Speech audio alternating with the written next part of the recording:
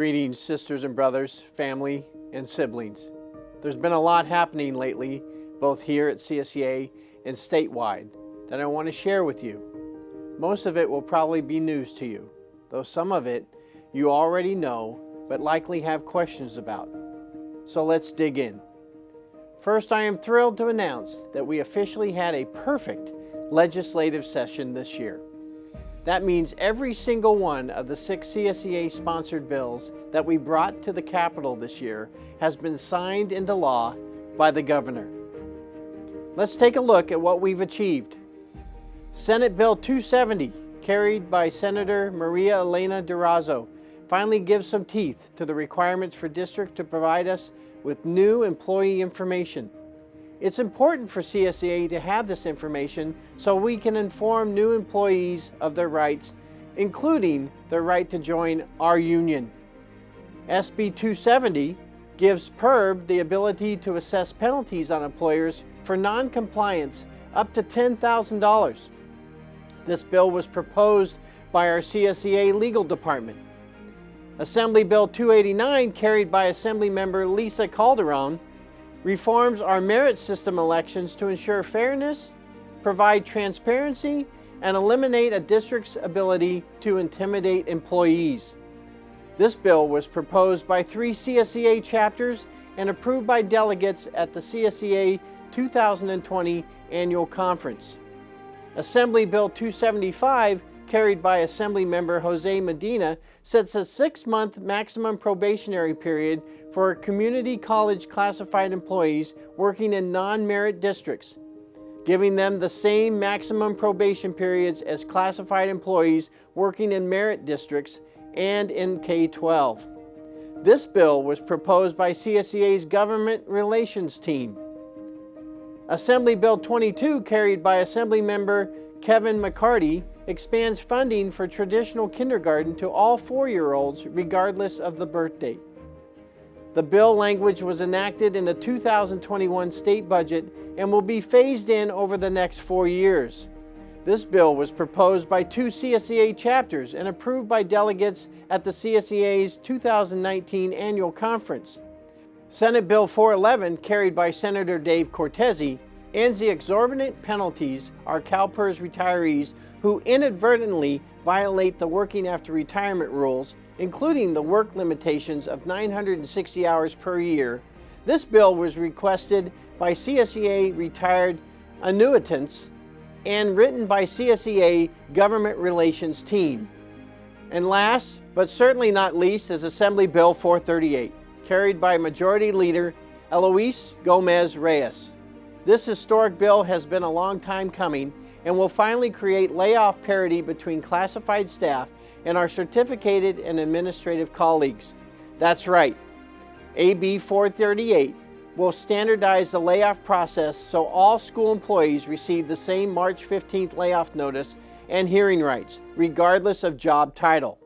They won't be able to lay us off in the middle of the school year anymore. This bill was crafted by CSEA's Governmental Relations team in response to the mass layoffs at the beginning of the pandemic. I don't know the last time CSEA has seen such success like this in Sacramento.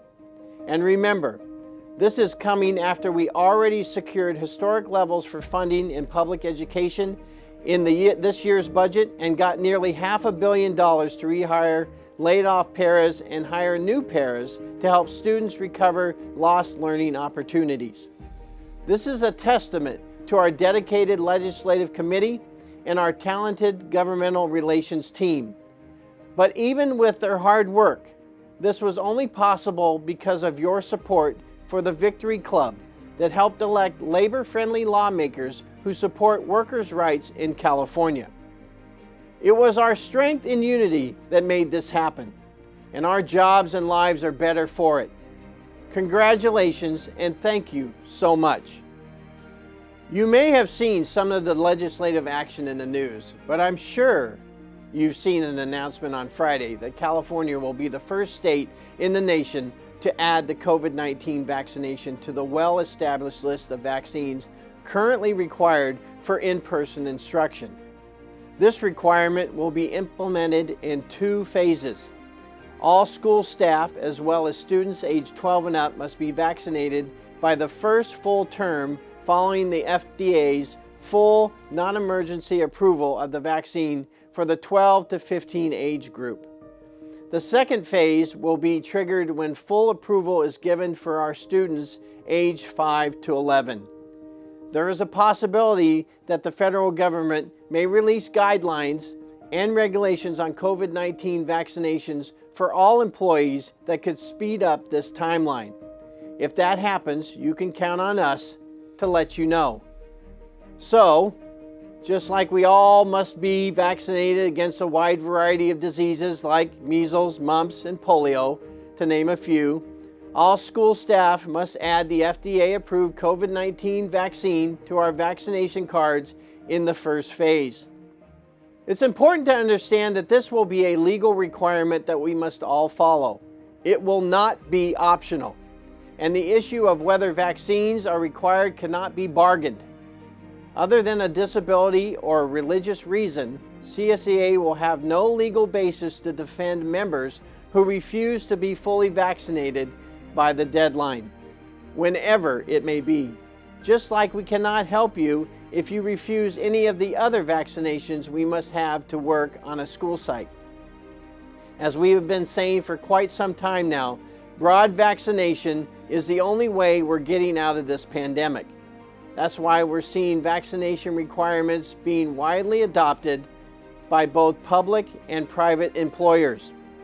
Similarly, the health and safety of our members, staff, and communities is CSEA's top priority. That is why the Board of Directors made the recent decision to require members who attend in-person events sponsored by the State Association to be fully vaccinated. It is wonderful that we can start safely meeting in person again, and that's only possible because we've taken the precautions necessary to keep each other and our families safe. This is the next step in safely getting back to normal. Look, we have a fiduciary responsibility to provide a safe and healthy environment for members and staff and to minimize the spread of COVID-19 at CSEA facilities, meetings, trainings, and events. To not do so would open us up to enormous liability and needlessly risk people's lives. It's just not worth it. I know there are some of you who are worried about getting the vaccine. Well, I can tell you there are far, far more members who are worried about getting themselves or their family members sick. The business of our union must go on, and the safest way to do that is to require everyone statewide at events to be fully vaccinated. While this rule does not apply to chapters and councils, we strongly encourage those member leaders to ensure that those attending are either vaccinated or recently tested with a reliable test. CSEA's legal department cannot defend those chapters who get sued because they held an in-person meeting without requiring vaccination, and this led to someone getting ill. You can be held personally liable if that happens, and believe me, you do not want that. It's important to remember why we work in education, and that is to help our students get a great education in a safe learning environment. Well, it's not safe if we're bringing in a deadly virus that endangers students who are not yet eligible for the vaccine or colleagues who cannot receive it for legitimate medical reasons. And our union is as strong as it is because we look out for each other and unite to achieve greater good for all. Right now, getting vaccinated is the most powerful way we can look out for each other. As things get safer, I will be venturing out more and more, and I cannot wait to see you either at your school site or at a CSEA event. So please, help us get there by doing your part. We're all in this together. Stay safe, my sisters and brothers, and be proud of what we've achieved and what's yet to come.